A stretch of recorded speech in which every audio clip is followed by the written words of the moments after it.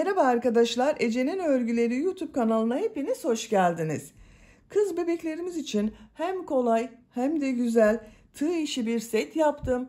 Bakın bu şekilde tığ işi bir ayakkabı yaptım arkadaşlar, çiçeklerle süsledim. Yine tığ işi kolay ve güzel çiçekli bir saç tacı yaptım. Bunlara takım olarak çok da güzel tığ işi yelek yaptım bakın. Bu saç tacının ve ayakkabının anlatımını ben yaptım. YouTube kanalıma yükledim arkadaşlar.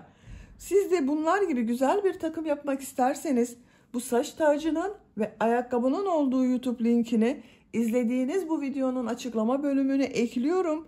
Siz o linklere tıklayarak bunun gibi bir set yapabilirsiniz.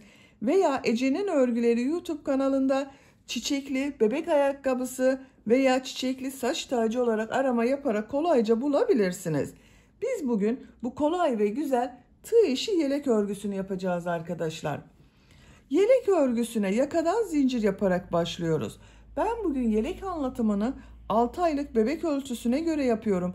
Ama siz bu yeleği yeni doğan bebek için yapabilirsiniz. 1, 2, 3, 5 her yaş çocuklarınız için yapabilirsiniz. Yetişkinler için de uygun bir model arkadaşlar.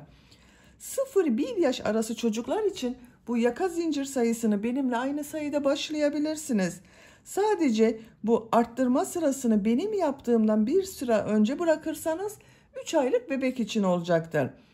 Bir sıra fazla arttırma sırası yaparsanız da 1-2 yaş arası çocuklarınız için olacaktır.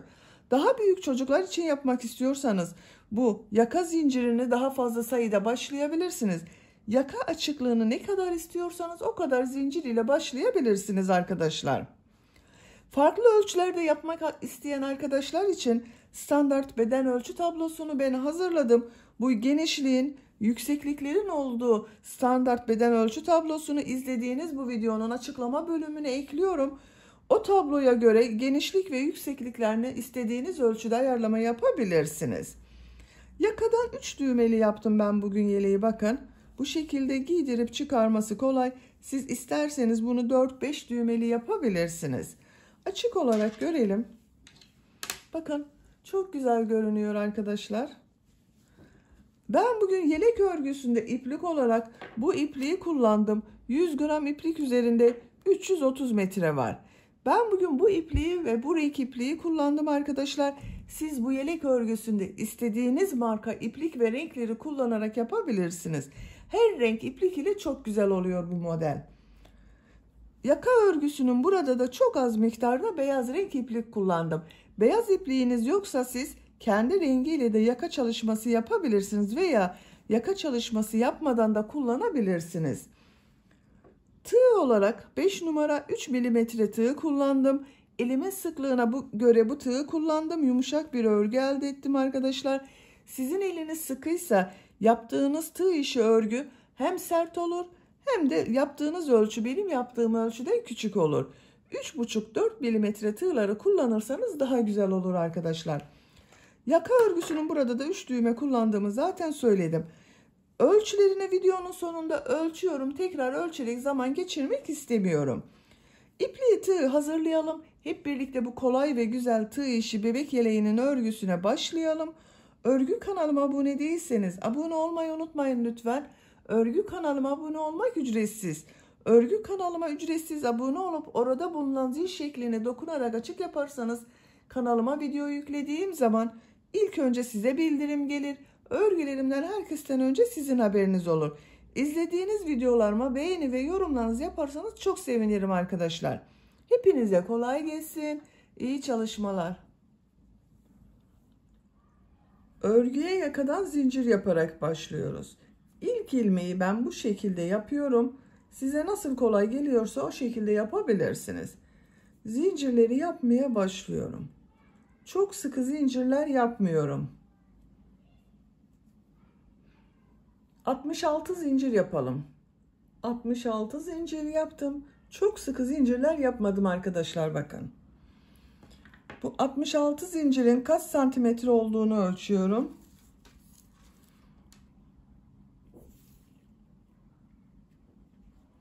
28 santimetre zincir uzunluğu var.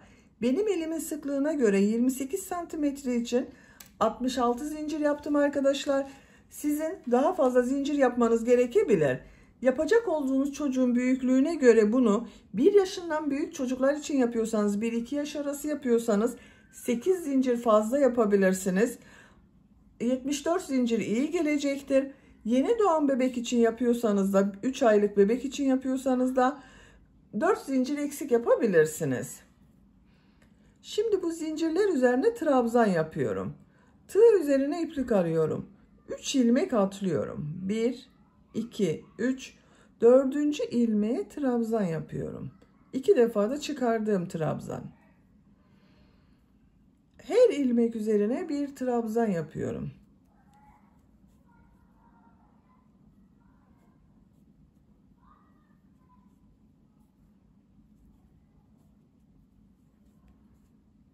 Sıra sonuna kadar devam edelim. Zincirler üzerine trabzan yaparak sıra sonuna kadar tamamladım. Bir sıra trabzan sırası elde ettim arkadaşlar. Bu sıra başında 3 ilmek atlayarak yaptığım trabzan ile birlikte 63 trabzan var bir sıra üzerinde. İkinci sıradayım. Bir zincir yapıyorum, örgüyü çeviriyorum. Bu sırada 3 tek bir çift, 3 tek bir çift trabzan yaparak arttırma yapıyorum. İlk ilmek üzerine trabzan yapıyorum. 2 ilmeğe daha trabzan yapıyorum.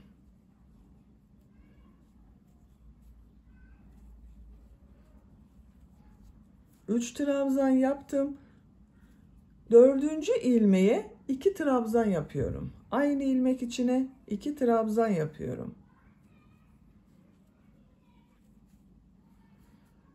3 ilmeğe 1 trabzan yapıyorum.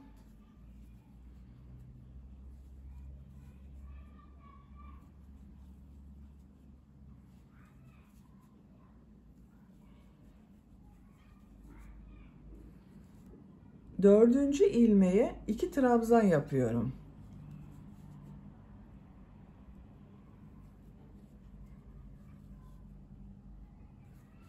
Üç ilmeğe bir trabzan yapıyorum.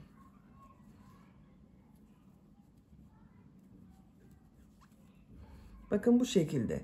3 tek bir çift, 3 tek bir çift trabzan yapıyoruz. Sıra sonuna kadar devam edelim. Sıra sonuna kadar tamamladım.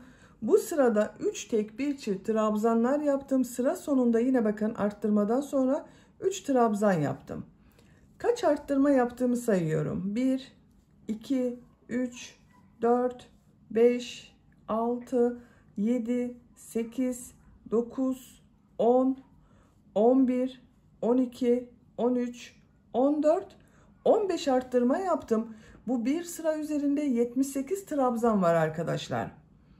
Şimdi model sırasını yapıyorum. Bir zincir yapıyorum. Örgüyü çeviriyorum. 3. sıradayım. Bu 3. sırada arttırma yapmıyorum. Sadece modelleri yapıyoruz. 2 ilmeğe trabzan yapıyorum. Model çok kolay. Bakın tığ üzerine iplik alıyorum. Bir ilmek atlıyorum. İkinci ilmeğe trabzan yapıyorum. Tekrar tığ üzerine iplik alıyorum.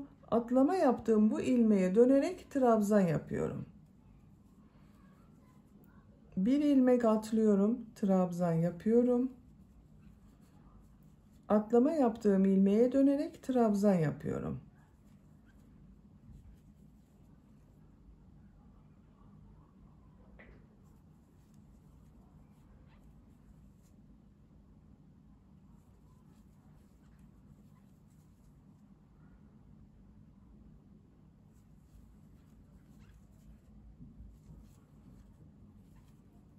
Bu şekilde modeller oluşuyor bakın. Sıra sonuna kadar devam edelim. Modelleri sıra sonuna kadar yaptım.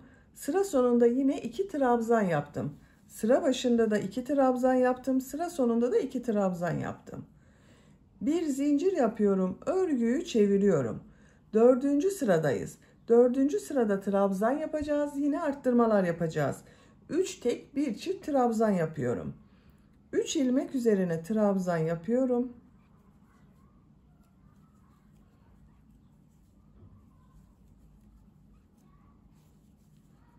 Dördüncü ilmeğe 2 trabzan yapıyorum.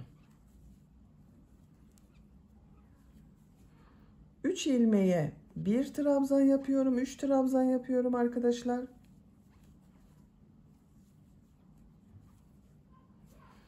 Dördüncü ilmeğe 2 trabzan yapıyorum.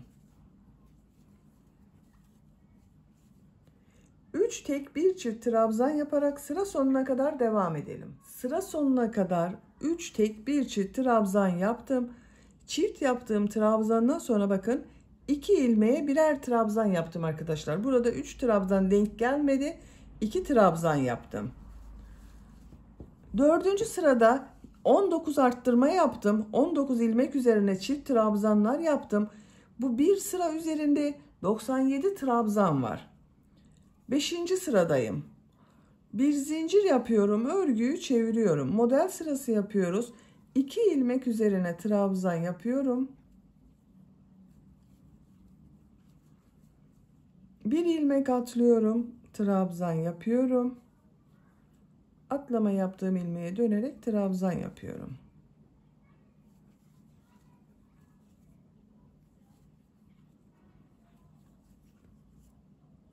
Sıra sonuna kadar devam edelim. Sıra sonuna kadar modelleri yaptım. Sıra sonunda 3 ilmek var. Burada bir model yapabilirsiniz ama ben model yapmayı tercih etmiyorum arkadaşlar. Bu 3 ilmek üzerine trabzan yapıyorum. Dediğim gibi siz bunu bir model daha yapabilirsiniz.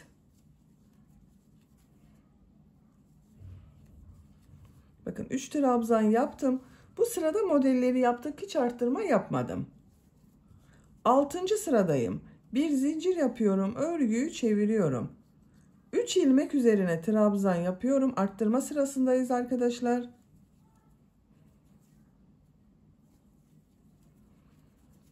Dördüncü ilmeğe 2 trabzan yapıyorum. 3 ilmeğe trabzan yapıyorum.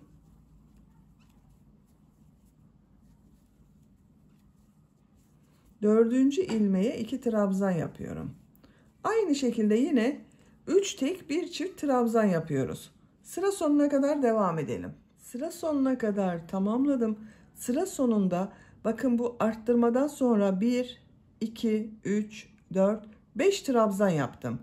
Burada arttırma yapmadım arkadaşlar, çok büyük olmasın diye.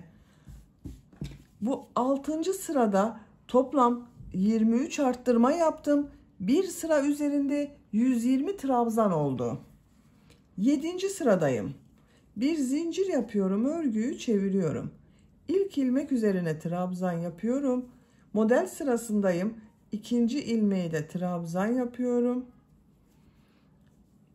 Bir ilmek atlıyorum, trabzan yapıyorum. Atlama yaptığım ilmeğe dönerek trabzan yapıyorum.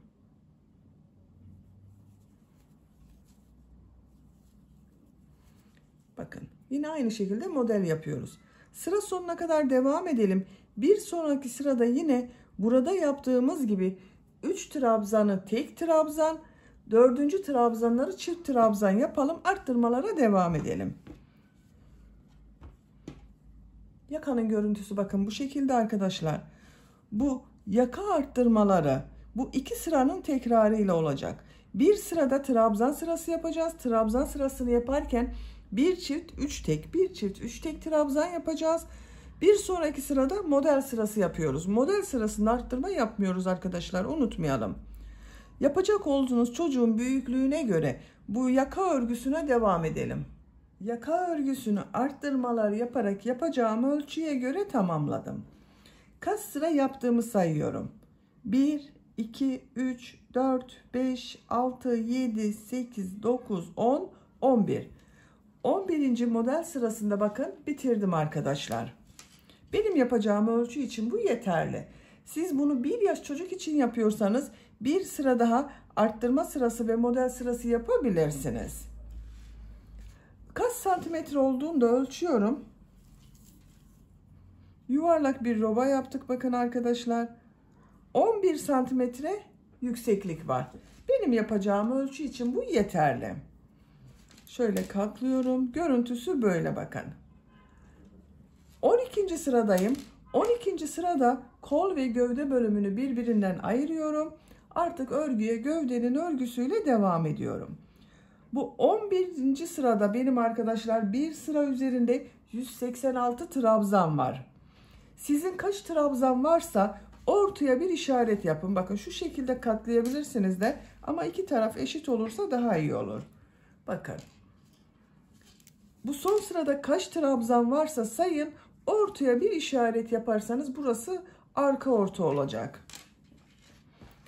Ön bölüm için 24 trabzan yaptım bakın. 2, 4, 6, 8, 10, 12, 14, 16, 18, 20, 22, 24. Ön bölüme 24 trabzan yaptım. Arka bölüme de 24 trabzan yapacağız arkadaşlar. Bakın bu işaret yaptığım yerden sonra 2, 4, 6, 8, 10, 12, 14, 16, 18, 20, 22, 24. Bakın arka bölümün burası 24, 24 de buraya yaptım. Toplam 48 trabzan var arka bölüm için. Diğerleri kol bölümü için bakın. Burası kol bölümü olacak. Burası da kol bölümü olacak. 12. sıradayım. 12. sırada artık arttırma yapmadan kol bölümünü gövde bölümünden ayırıyorum. Bir zincir yapıyorum. Örgüyü çeviriyorum. Trabzan sırası yapıyorum. Her ilmek üzerine bir trabzan yapıyorum.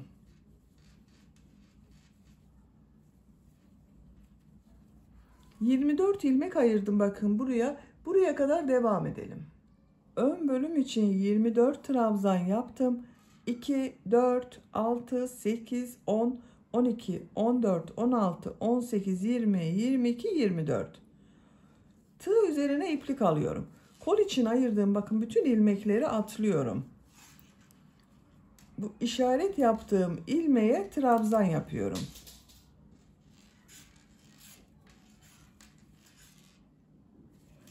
Arka bölümde bulunan ilmekler üzerine trabzan yaparak devam ediyorum.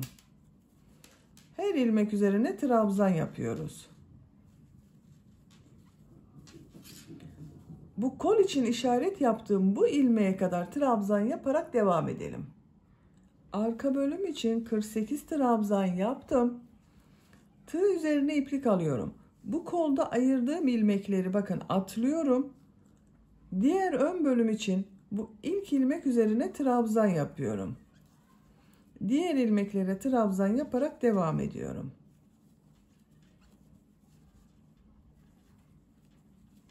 Sıra sonuna kadar devam edelim. Sıra sonuna kadar trabzanları yaptım arkadaşlar. Bu ön bölümde de 24 trabzan yaptım. Bakın bu sırada kol ve gövde bölümünü birbirinden ayırdık. Artık bakın bu şekilde kol bölümü ayrı.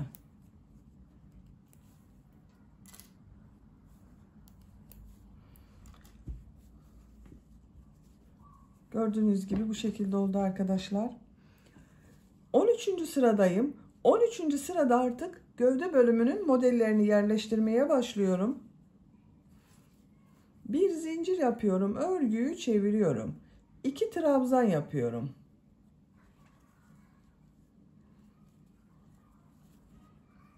Tığ üzerine iplik alıyorum. Bir ilmek atlıyorum. İkinci ilmeğe bir trabzan, 2 zincir, bir trabzan yapıyorum.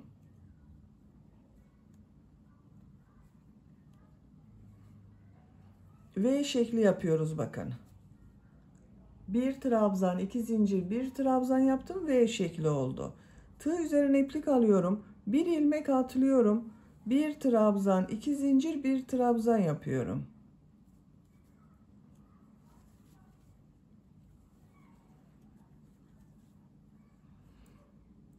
Bir ilmek atlıyorum. Bir trabzan, 2 zincir, bir trabzan yapıyorum.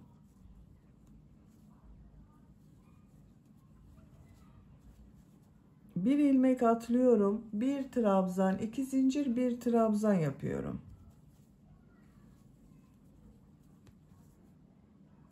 Bu şekilde V şekilleri yaparak sıra sonuna kadar devam edelim. Sıra sonuna kadar V şekilleri yaptım. Sıra sonunda 2 ilmek var. Tığ üzerine iplik alıyorum. 2 ilmeğe trabzan yapıyorum. Bakın bu şekilde oldu arkadaşlar. V şekilleri yaptık. Bir zincir yapıyorum. Örgüyü çeviriyorum. 2 ilmek üzerine trabzan yapıyorum. Tığ üzerine iplik alıyorum. V şekli içine 3 trabzan yapıyorum. 1 2 3. Tığ üzerine iplik alıyorum. Diğer V şekli içine de 3 trabzan yapıyorum. 1 2 3. 3 trabzan yapıyorum. 1 2 3. Bakın. Her V şekli içine 3 trabzan yaparak sıra sonuna kadar devam edelim. Sıra sonuna kadar tamamladım. Bu sırada V şekilleri içine 3'er trabzan yaptım. Sıra sonunda 2 ilmeğe de 2 trabzan yapıyorum. Bakın birer defa trabzan yapıyorum. Bu 2 trabzan örgü bitesiye kadar devam edecek arkadaşlar. Şimdi tekrar V şekli yaptığımız sıradayım. Bir zincir yapıyorum, örgüyü çeviriyorum. 2 trabzan yapıyorum. Tığ üzerine iplik alıyorum. Bir ilmek atlıyorum. İkinci ilmeğe bakın burada 3 trabzan yaptım. Ortada bulunan ilmek üzerine yapıyoruz. Bir trabzan, 2 zincir, bir trabzan yapıyorum. Tığ üzerine iplik alıyorum. 2 ilmek atlıyorum. Bakın yine bu 3 trabzanın ortada bulunan trabzan üzerine bir trabzan, 2 zincir, bir trabzan yapıyorum.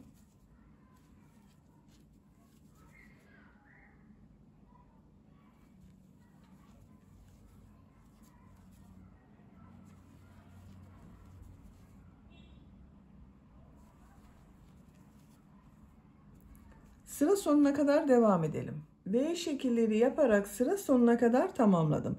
Sıra sonunda 2 ilmeğe yine trabzan yaptım. Bir zincir yapıyorum, örgüyü çeviriyorum. 2 ilmek üzerine trabzan yapıyorum. V şekli içine 3 trabzan yapıyorum.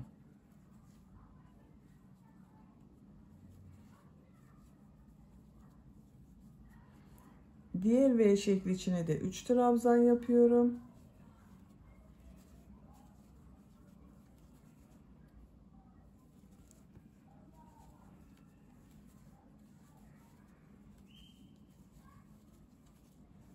Bakın bu şekilde arkadaşlar. Bir sonraki sırada yine V şekli yapacağız. Gövde bölümünün örgüsü bu şekilde devam edecek.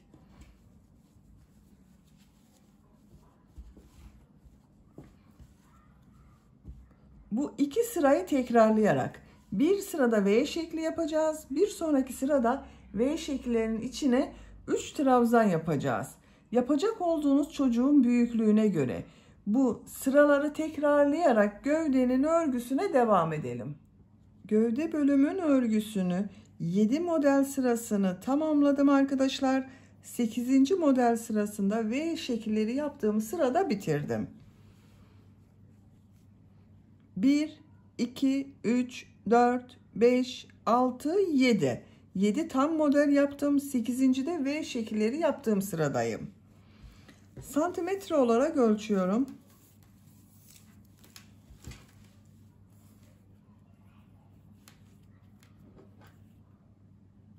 17 santimetre yükseklik var. Benim yapacağım ölçü için bu yeterli. Siz biraz uzun olsun istiyorsanız bir model sırası daha devam edebilirsiniz. 8 modeli tamamlayıp 9. sırada bu V şekillerinde bitirebilirsiniz. Son sırayı yapıyorum. Bir zincir yapıyorum. Örgüyü çeviriyorum. İlk ilmek üzerine sık iğne yapıyorum. Tığ üzerine iplik alıyorum. Bu ilk V şekli içine 6 trabzan yapıyorum.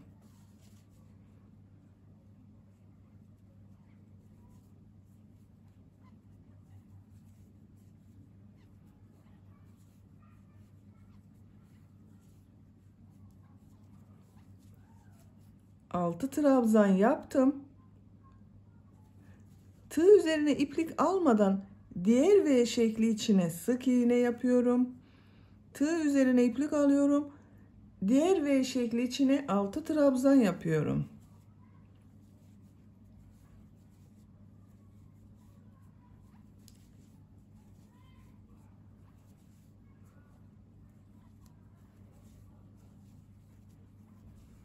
Altı trabzan yaptım. V şekli içine sık iğne yapıyorum. Tığ üzerine iplik alıyorum. 6 trabzan yapıyorum. Bakın bu şekilde modeller elde ediyoruz arkadaşlar.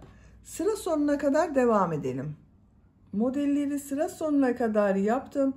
Son ilmeğe sık iğne yapıyorum. Görüntü böyle oldu bakın arkadaşlar. Çok güzel oldu. Şimdi ön patlarda da pıtırcık modelleri yapıyorum. Minik pıtırcıklar yapacağız. Bir sık iğne, 2 zincir, bir sık iğne yapıyorum. Bir ilmek atlıyorum. Bu ilmeğe bir sık iğne, 2 zincir, bir sık iğne yapıyorum. Bakın bu trabzan boşluğunu atlıyorum. Bir sık iğne, 2 zincir, bir sık iğne yapıyorum. Aynı ilmeğe yapıyorum arkadaşlar. Bir ilmek atlıyorum. Bir sık iğne, 2 zincir, bir sık iğne yapıyorum.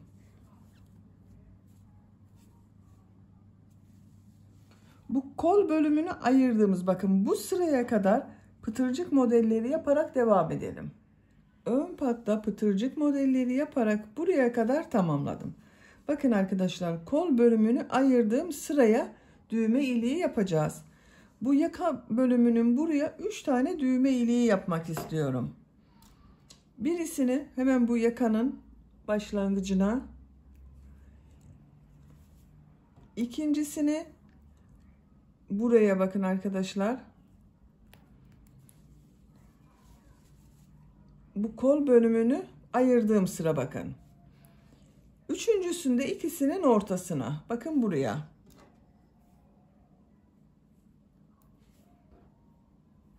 Üç düğme iliği yapacağız. Bu ilmeği atlıyorum. İşaret yaptığım bu ilmeğe bir sık iğne yapıyorum. Düğme iliği için 7 zincir yapıyorum. Aynı ilmeğe sık iğne yapıyorum. Bakın ilk düğme iliğini yaptım. Bir ilmek atlıyorum. İkinci ilmeğe bir sık iğne, 2 zincir, bir sık iğne yapıyorum. Bu trabzan sırasını atlıyorum. Bir sık iğne, 2 zincir, bir sık iğne yapıyorum.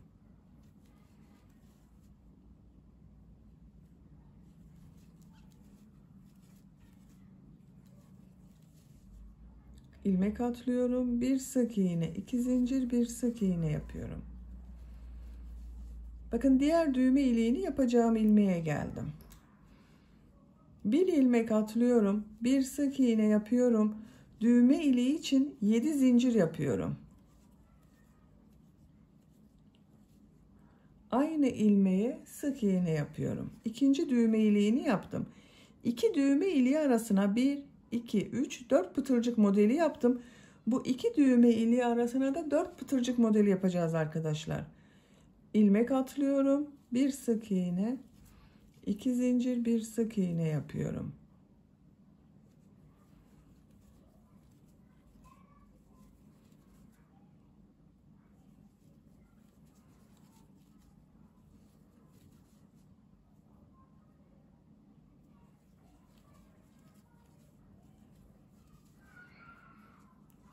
Bir, iki, üç, 4 pıtırcık modeli yaptım. Bir ilmek atlıyorum.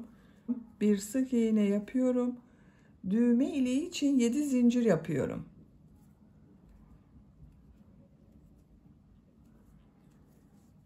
Sık iğne yapıyorum. Bir ilmek atlıyorum. Yaka başlangıcına sık iğne yapıyorum. 3 düğme iliğini yaptım bakın arkadaşlar. Yaka çevresinde sık iğne yaparak devam ediyorum. Her ilmek üzerine bir sık iğne yapıyorum.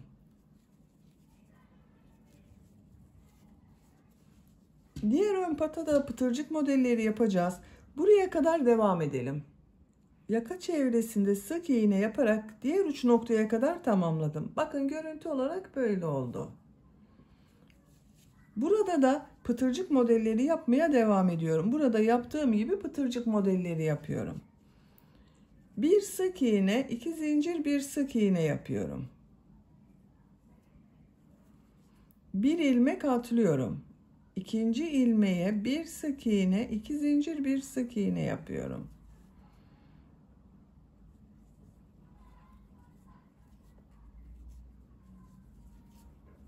Bakın pıtırcık modelleri oluşuyor. Sıra sonuna kadar devam edelim.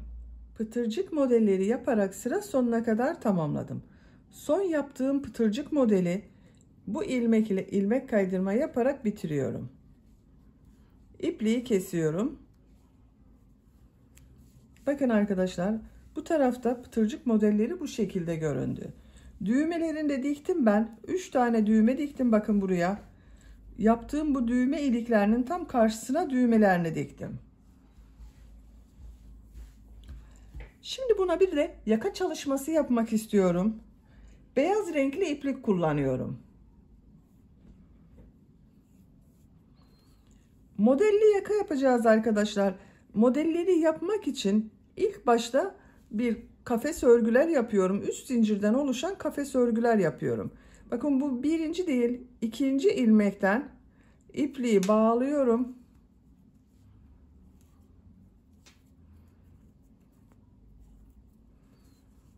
Buradan ilmek yapıyorum.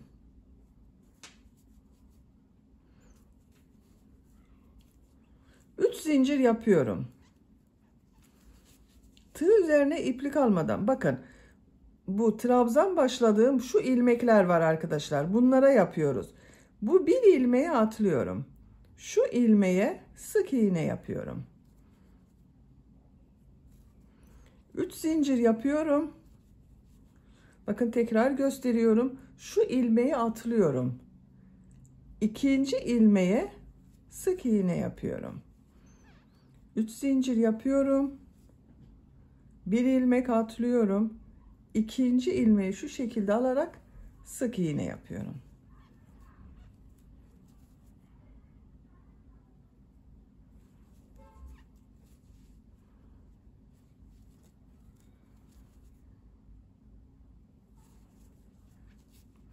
Bakın bu şekilde oluyor. Sıra sonuna kadar devam edelim. Sıra sonuna kadar tamamladım. Bakın bu şekilde kafes modelleri yaptım arkadaşlar.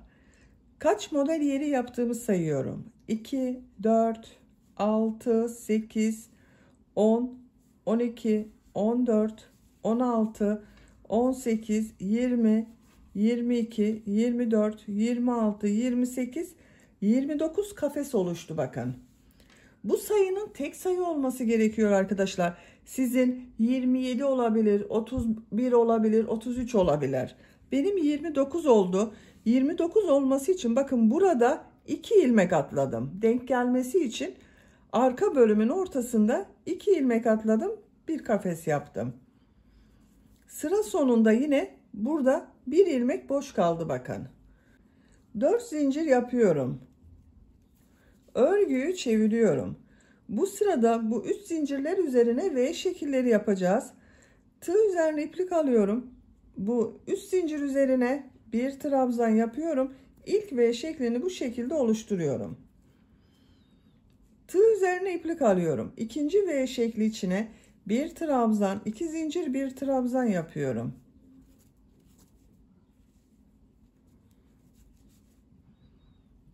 Bir trabzan, 2 zincir, bir trabzan yapıyorum. Bir trabzan, 2 zincir, bir trabzan yapıyorum. V şekilleri oluşturuyoruz. Sıra sonuna kadar devam edelim. Sıra sonuna kadar V şekilleri yaparak tamamladım.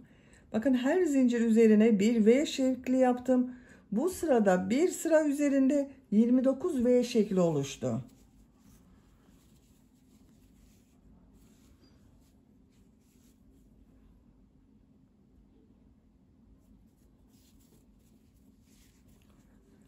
İki zincir yapıyorum. Bu sırada Bu V şekillerinin içine 2 trabzan, 2 zincir, 2 trabzan yapıyorum. Bu 2 zincirde 1 trabzan oluyor. 1 trabzan yapıyorum. 2 zincir yapıyorum. 2 trabzan yapıyorum.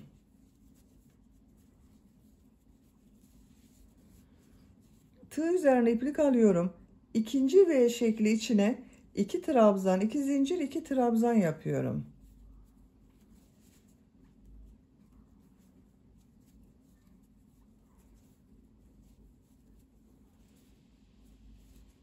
Diğer V şekli içine de 2 trabzan, 2 zincir, 2 trabzan yapıyorum.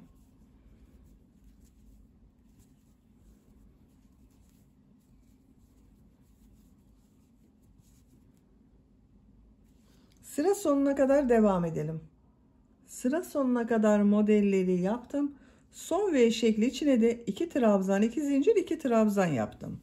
3 sırayı bitirdik. Yakanın şeklini görelim.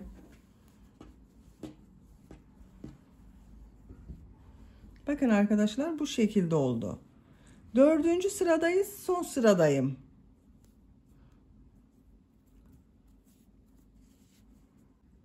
Örgüyü çeviriyorum. İlk ilmek üzerine bir sık iğne yapıyorum. Tığ üzerine iplik alıyorum. Bu ilk model ortasında bulunan 2 zincir üzerine 7 trabzan yapıyorum.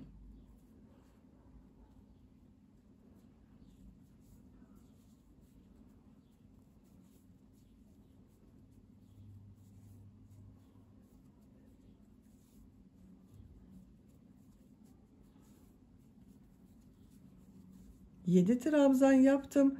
Tığ üzerine iplik almadan ikinci model ortasına sık iğne yapıyorum. Tığ üzerine iplik alıyorum.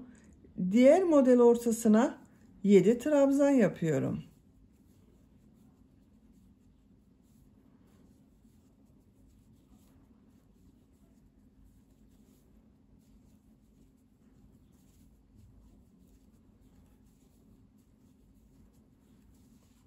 Yedi trabzan yaptım. Diğer model ortasına sık iğne yapıyorum. 7 trabzan yapıyorum. Bu şekilde modeller yapıyoruz arkadaşlar. Sıra sonuna kadar devam edelim. Sıra sonuna kadar modelleri yaptım. Son model üzerine de 7 trabzan yaptım. Bu ilmeğe sık iğne yapıyorum. Yaka örgüsünü bitiriyorum. İpliği kesiyorum.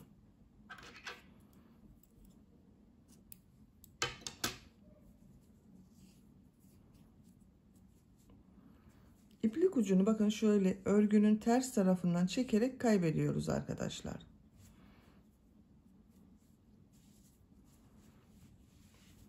Yaka örgüsü bu şekilde oldu.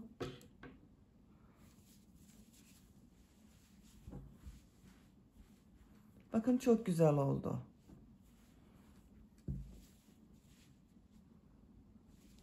Şimdi kol örgülerini yapalım. Kol örgülerini pembe renk iplik ile yapıyorum.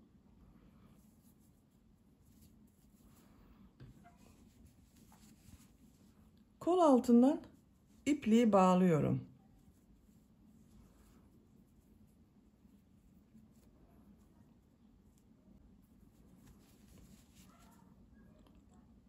Bu ilmekten bir ilmek yapıyorum. Tığ üzerine iplik alıyorum. Burada yaptığım modelleri yapıyorum arkadaşlar. Bir ilmek atlıyorum. İkinci ilmeğe 6 trabzan yapıyorum.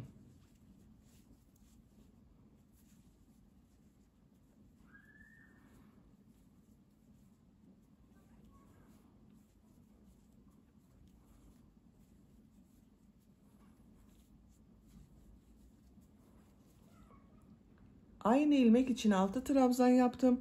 Bir ilmek atlıyorum. İkinci ilmeğe sık iğne yapıyorum.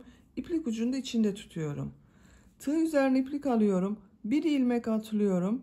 Bir ilmeğe 6 trabzan yapıyorum.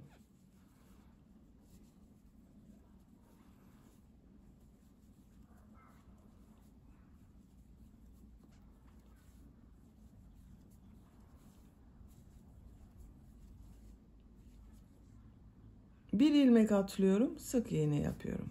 Bakın modeli yapıyoruz. Sıra sonuna kadar devam edelim. Sıra sonuna kadar modelleri yaptım. Son modeli kol altında bulunan bu ilmek ile ilmek kaydırma yaparak birleştiriyorum. İpliği kesiyorum arkadaşlar.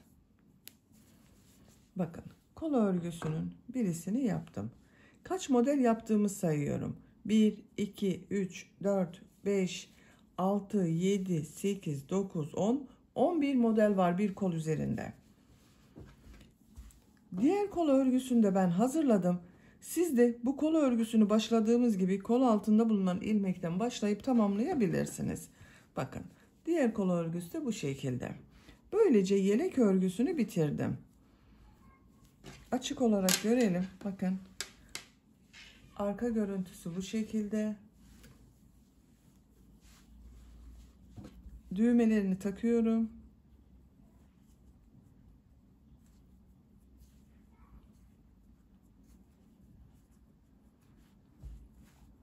Bakın çok şirin ve güzel oldu arkadaşlar. Bitmiş olarak size ölçülerini söylüyorum. Kol altının burada gövde genişliğini ölçüyorum. 25 santimetre. Yüksekliğini ölçüyorum. Kol altından yükseklik 19 santimetre. Omuzdan tam yüksekliğini ölçüyorum. 32 santimetre. Ben bugün 6 aylık bir bebek için yaptım. Çok güzel bir ölçü oldu arkadaşlar. Bakın arka görüntüsüne tekrar bakalım. Bu şekilde. Beni dinlediğiniz ve izlediğiniz için hepinize çok teşekkür ederim. Örgü kanalıma abone değilseniz abone olmayı unutmayın lütfen. Örgü kanalıma abone olmak ücretsiz. Örgü kanalıma ücretsiz abone olup orada bulunan zil şekline dokunarak açık yaparsanız kanalıma video yüklediğim zaman ilk önce size bildirim gelir. Örgülerimden herkesten önce sizin haberiniz olur. İzlediğiniz videolarıma beğeni ve yorumlarınızı yaparsanız çok sevinirim arkadaşlar. Sizlerle yeni örgülerde görüşmek dileğiyle. Hoşça kalın, sevgiyle kalın.